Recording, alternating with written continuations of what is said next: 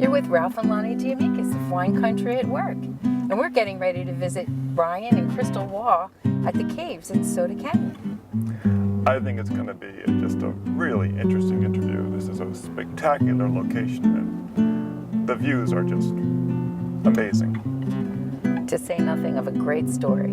Yes.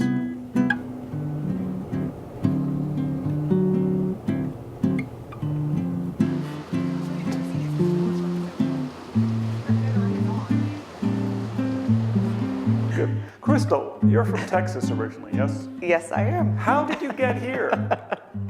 Well, I came on vacation 10 years ago with 10 girls from Dallas and checked into the Villaggio Hotel in Yountville, and there was a featured winemaker named Ryan Waugh, who is now my husband. Oh my gosh. So 10 years later, here I am. I'm in the wine business, 2 kids and a winery, 2 wine labels. That's a very romantic It's story. very romantic, yeah. We dated long distance for a year. We saw each other every weekend, typically 4 to 5 days out of every week.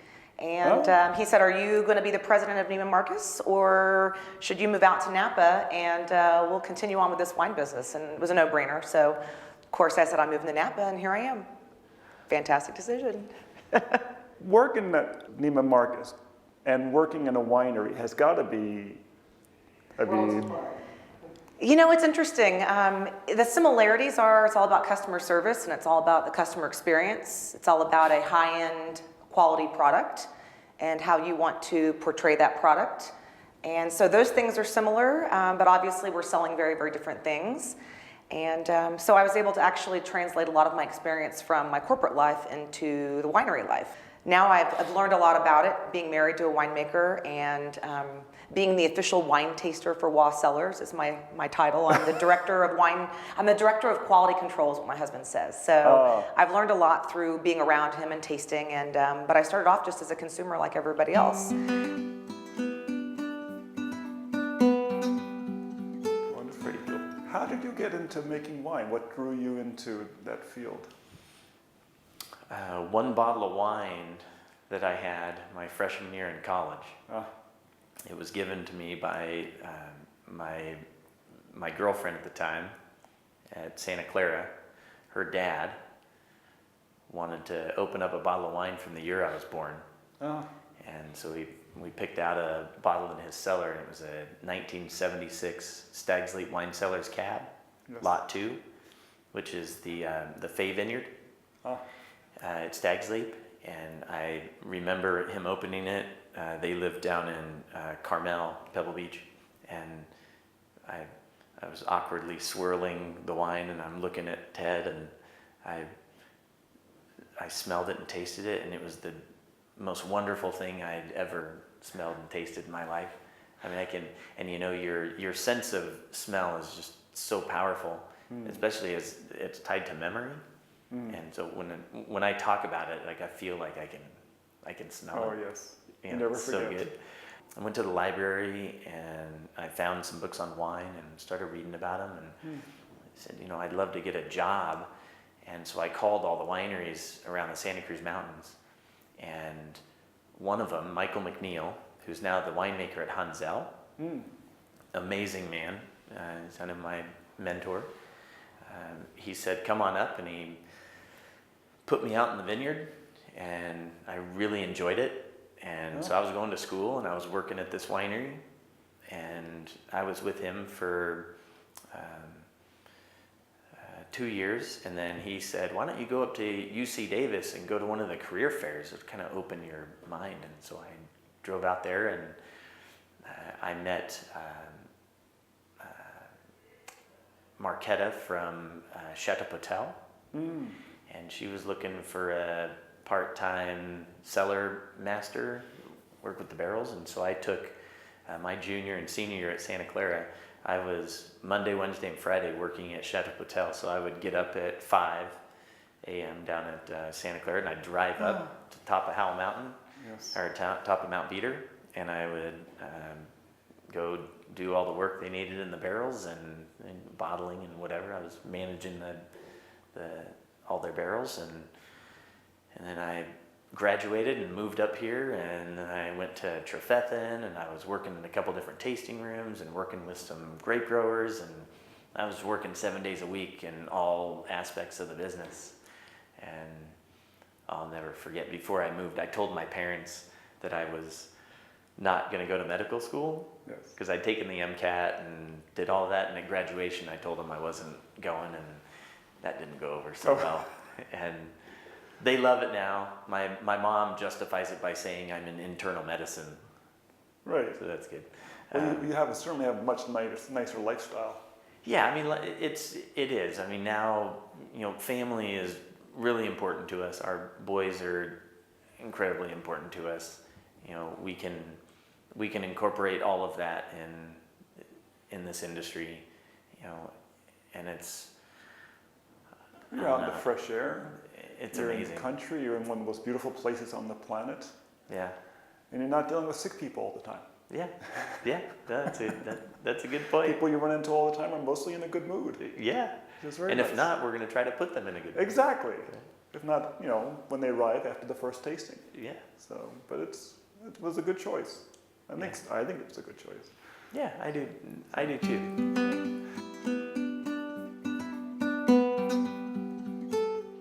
People oftentimes underestimate how important the winery experience is for the people visiting. Right. Because in truth, most people's palates are not that good. Everybody thinks they've got a good palate. I guess you like what you like. Well, that's the important thing. They know Right. what they like, but in Right. terms of you put them down at a side-by-side tasting of 8 Cabernets, it's not that easy to tell the top-ranked Cabernets apart. Not necessarily. That's true. No. Not But they necessarily. will tell you the difference between, well, I went to this cave, or we were out in the vineyards, or we were in a tasting room downtown. That experience they understand. Yeah, I think our motto of the cave here is, they're not going to remember what you say, they're going to remember how you made them feel. Ah. And so when we invite people to come and join us for a tasting and a tour, we like for them to feel like they're a part of this, that they're connected to the winery, that they're connected to the family. Since we've got 4 winery families here, we're pouring 4 different labels. We like for people to feel like they're sitting with each of the winemakers or with a member of each of the families, and that they it's personal for them, and they feel a connection. Right, and that's the biggest complaint people will make, is that the winery was impersonal. I've heard that a lot. I've heard that a lot from folks that have visited other places that just feel like it was more of a, and they love to be educated, but that it was more of a, let me tell you what you're tasting, versus me asking them, what are you tasting? What do you like about this? What do you not like about this? And we let them decide what they're enjoying, and we don't tell them what they're enjoying. Everybody's got a different palate. So we just like to lay out a bunch of different wines, whites, reds from all the families, and let them decide for themselves.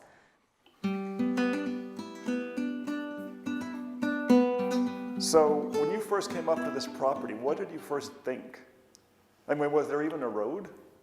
No road, no well, no permits. It was just a raw 41-acre piece of property with a great view on either side. Right, made mostly out of rock. Yeah, all rock. The grades were 30% to 70%. So you sort of, vineyards were out of the equation. Right. You can't do that right. But I remember standing up on top and looking out at the Soda Canyon side to the east and the Napa Valley side to the west. And my only thought was, how do you possibly take advantage of both sides without totally destroying the beauty of the site? And there's only one answer. You got to go underground. I mean, if we were to build a 20,000 square foot building plus the parking and the crush pad out front, I mean, we would have to level this entire mountain, and then you'd destroy the beauty of it. One of the things we're really proud of is we've only disturbed about 2 acres of the 41 acres. That's The remarkable. rest of it is pristine and it's stunning. Well, the fact that you go through the cave and pop out the other side Right. was an amazing surprise to me. Yeah. But it makes perfect sense.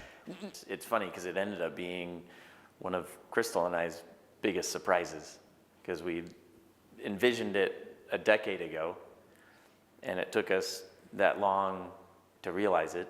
I mean, it was just last year, March 19th, and that was our light at the end of the tunnel. Huh? Yeah, I mean, really. And now we get to walk out there every day. It's pretty awesome.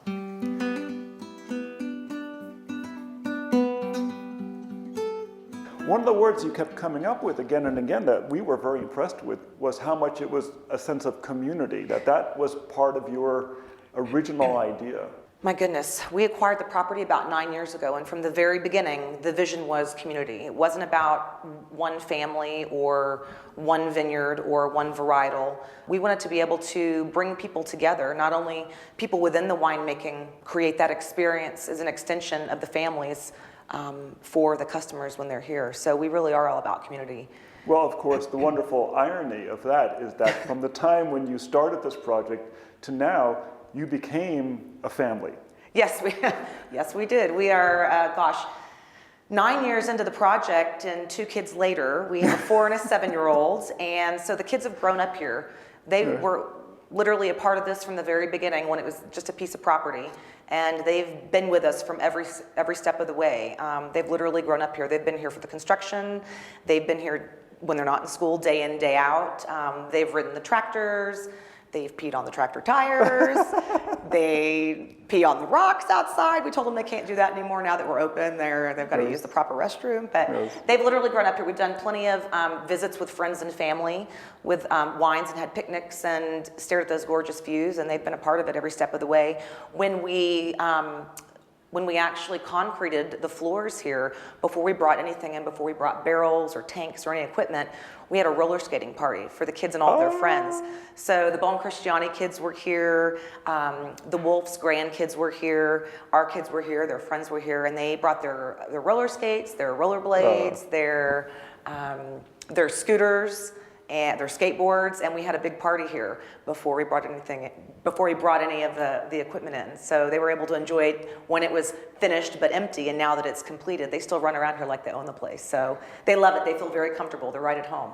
Well, it's funny when you realize that their memories of these caves will be quite unique, and you have the handprints to prove it. We do. We waited. It took us about 4 hours to have those handprints made. We had to be here before it dried completely, but it had to be dry enough to where we could get it in there that the imprints would stay. So that was about a 4-hour-long project. They missed camp that day, but it was worth it. July the 30th, 2013. Oh, it's perfect. It was a day to remember. It's absolutely.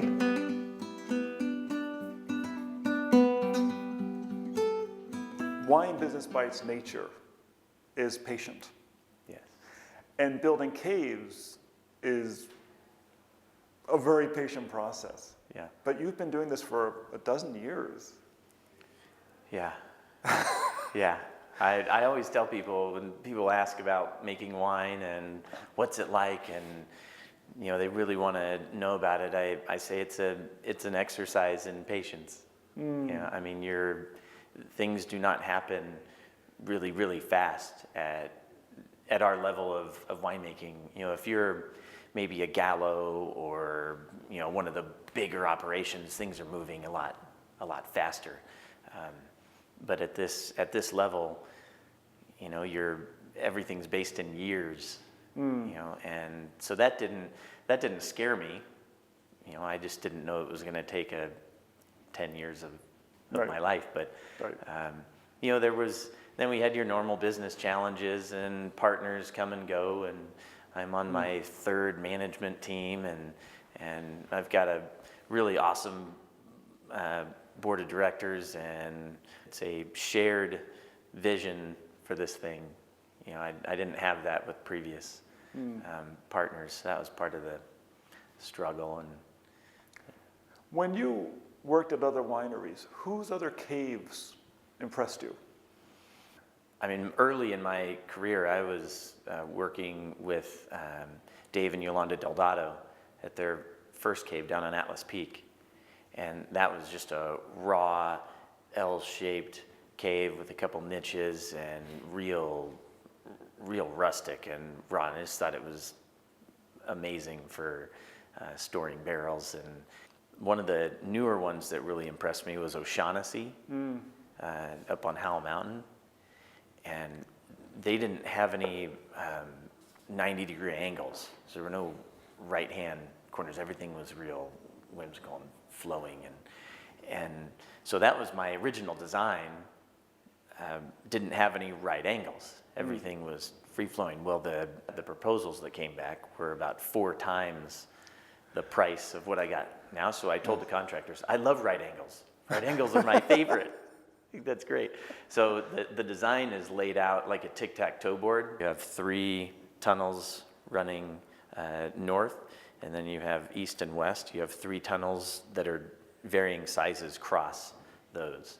And so it's built for manufacturing to be able to, make wine back in there. Everything flows easily from space to face. Yeah. It's also very good when you're going to have multiple wineries in the space because it gives plenty of corners where people can nest, so to speak. Yeah. And then from a pure design standpoint, a winery at the end of the day is a manufacturing facility. Grapes are coming in and wine's going out. Right. And most wineries are set up with a front and a back, where and the grapes and deliveries and things normally are isolated in the back part of the winery. Well, I gave that up by putting this winery through the mountain, coming out the other side. So again, the tic-tac-toe design, so to speak, has a lot of flexibility for moving in and out of the space inside the winery. Because we don't have that. We basically only have one in and one out for production, where usually you'd have multiple ways to get in and out. Usually you have a U type design. Yeah. Our glycol system, we can heat and cool parts of the floor in certain sections of the cave if we want to. That's mainly for ML, if you're having some red wines that need to finish ML and you got to heat a space, or conversely if you're trying to keep it cold for Chardonnay fermentation usually, because quite a few of us that are making wine here ferment their Chardonnays in barrel.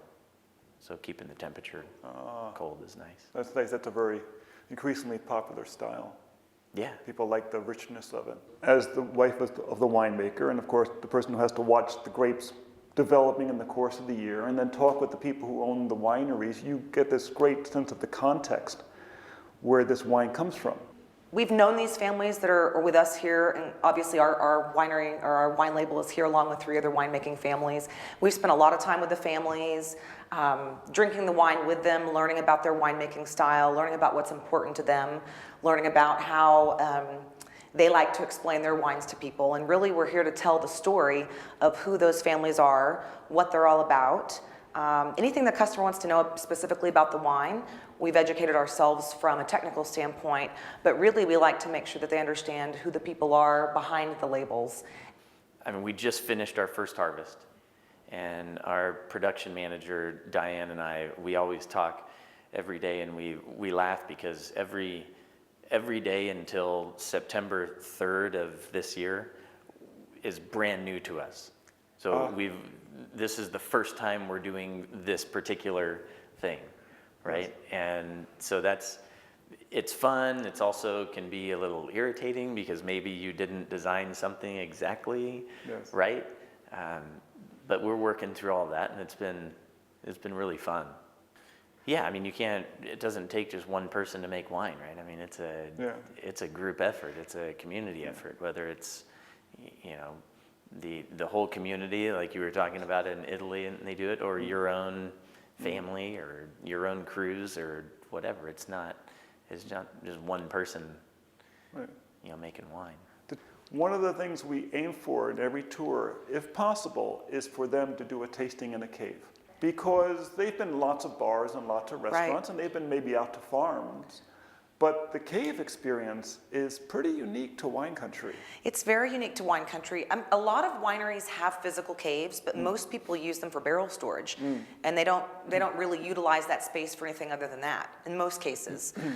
There's 3 that I'm aware of, fully underground wineries in Napa. We're one of the 3, and so our entire experience takes place, entering the cave, staring at Soda Canyon.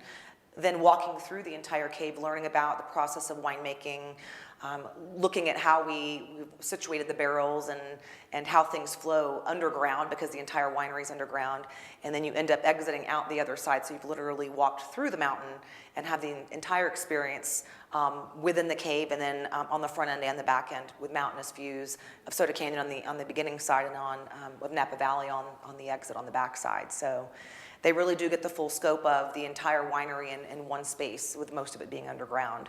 And then, of course, once you exit out the light at the end of the tunnel, we call it, our light at the end of the tunnel, which is exciting. It always has been. And now that we've punched through and there's actually a door you can walk through, and you see that, you have that aha moment when you walk out and stare at the Napa Valley. And people love it.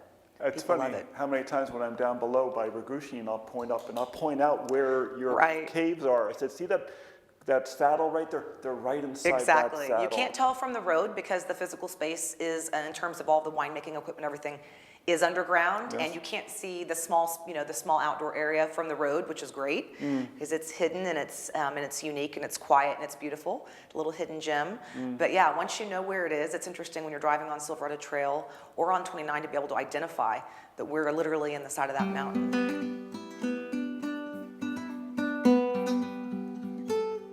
In putting this together, what was logistically the hardest part of it?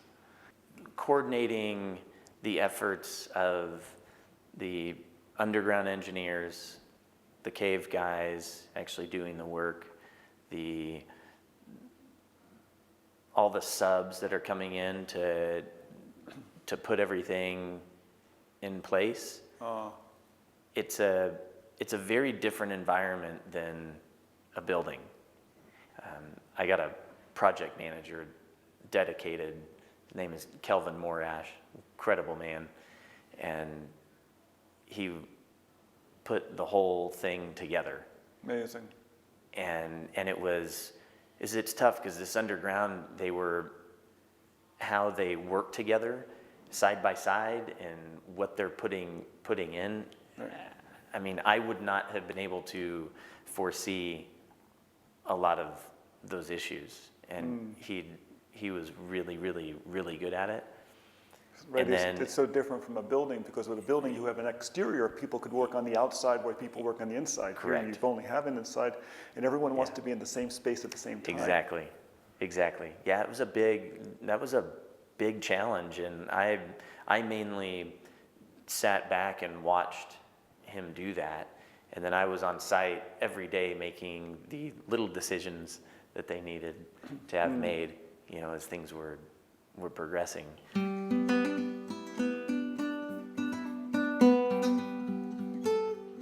You know what the joke is, when you run your own business, you only work half days, but you can decide what 12 hours that should be. We do work crazy hours. Both of us tend to get up really early. So Well, especially in a business like this, which has a certain seasonal quality, things are based upon, at this time of the year, we're going to be harvesting. At this time of the year, we're going to be racking. At this time of the year, we're Right. going to be bottling. It's got a very seasonal quality. And you know that after everything's in the barrels, you're going to have time to breathe. oh my gosh. Remember your children's Yeah. names. Yes, exactly. We all fall long. It kind of was a blur because we literally opened the caves on September the 3rd, brought in our fruit the same day, our first bit of fruit the same day, and then opened up hospitality the next day. And we went gangbusters the entire fall season. We both worked about 20-hour days every day. So it was a bit of a blur. We look back and say our motto was just hang on. If we can just hang on till Good. Christmas, Good. we'll make it. We can just hang on till Christmas. Well, you'll understand the concept that you always have to spend a certain amount of time working, not in your business, but on your business, Right. improving your systems. And the wine business by its nature has a built-in time for that. Because you're not going to be worrying about the grapes right now, they're in the barrels. You have that slower time to Right. put all the systems in Exactly. place. Exactly. We've been spending a lot of time with marketing, spending a lot of time reaching out to the community here and introducing who we are and what we have to offer. We've been spending a lot of time on our systems. We just upgraded to a new POS system, and we're all still learning a little bit about that software. We're trying to fine-tune our skills before it gets super busy. Spent a lot of time on social media. Spent a lot of time launching our wine club and really fine-tuning that before we sent it out to the masses. And so you're absolutely right. We've been spending a lot of time behind the scenes prepping for the year and really prepping for our goals about what we want to accomplish. I heard a great description that making wine is easy. It's just about 30 or 40 steps that have to be done perfectly every single time. At this level of winemaking, you get one shot. And there's no, I mean, it's sort of the beauty of it, right? You make 5 tons of, you bring in 5 tons of something and it's 300 cases of whatever it is. And if it's the greatest wine you've ever made, there's only 300 cases, But in the reverse of that, if it's the worst wine you've ever made, there's only 300 cases, right? So that's, it's good either way. Yep.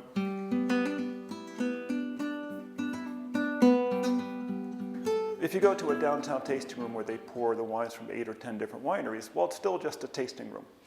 Right. Here, when you're tasting from the 4 different families, well, there's their barrels. Right. There's the crush pad. There's the press that made them. Exactly. This is the place where the wine was created. Yes, they get to see everything as it stands. We're constantly working in the cellar, so we have our winemakers from each of the winemaking families spend quite a bit of time here. So on any given day, it's very possible that you as a consumer could run into one or all of our winemakers and ask questions. Everybody's very involved. Everybody's very down to earth. Everybody loves to educate and interact with customers. So at any given point in time, you as a consumer could also meet the people that actually make the wine or meet the families. The families spend quite a bit of time up here as well. Right. So, well, for them, for the families that produce the wine, this is just a wonderful opportunity because it gives them an integrated place where they can have their wines, develop their project, know that there's a future because there's another 13,000 square foot of caves. Right.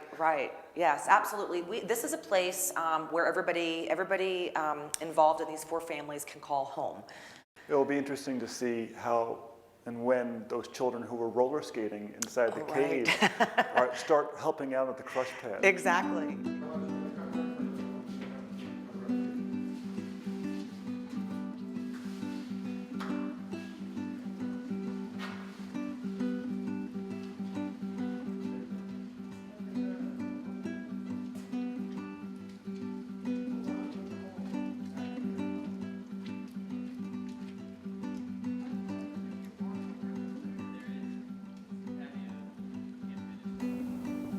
Well, that was so much fun. I really hate to leave this little piece of paradise, but that's another episode of Wine Country at Work.